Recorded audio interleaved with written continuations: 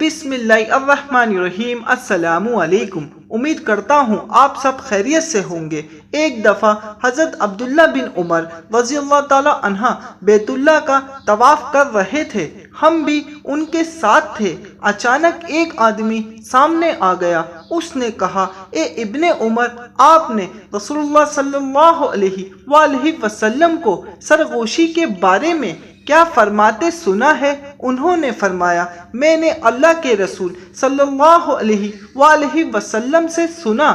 آپ فرماتے تھے، قیامت کے دن بندے کو اپنے رب کے قریب کیا جائے گا حتیٰ کہ اللہ تعالیٰ اس پر پردہ ڈال دے گا اور اس سے اس کے گناہوں کا اقرار کرائے گا، فرمائے گا، کیا تو فلاں گناہ کو جانتا ہے؟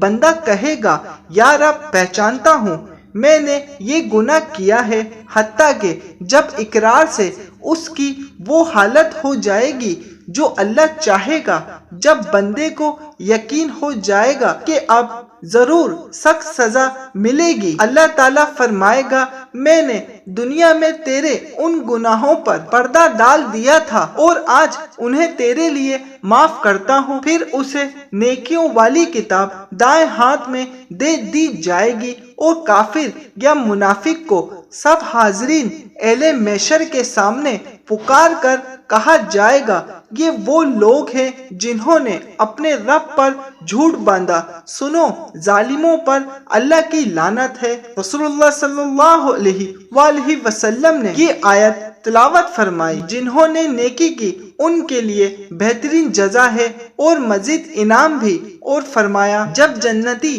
جنت میں داخل ہو جائیں گے اور جہنمی جہنم میں پہنچ جائیں گے تو ایک آواز دینے والا آواز دے گا، اے جنت والو، اللہ نے تم سے ایک وعدہ کر رکھا تھا، اب وہ اسے پورا کرنا چاہتا ہے۔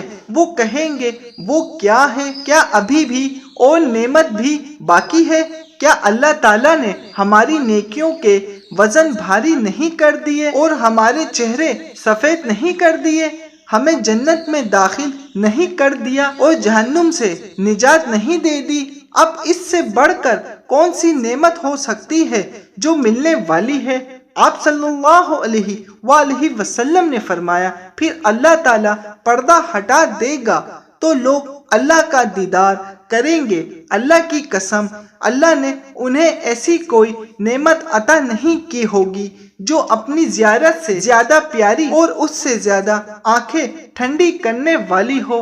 جزاک اللہ۔ حدیث مبارک سمجھ آنے کی صورت میں ایک لائک ضرور کر دیے گا۔ اللہ حافظ۔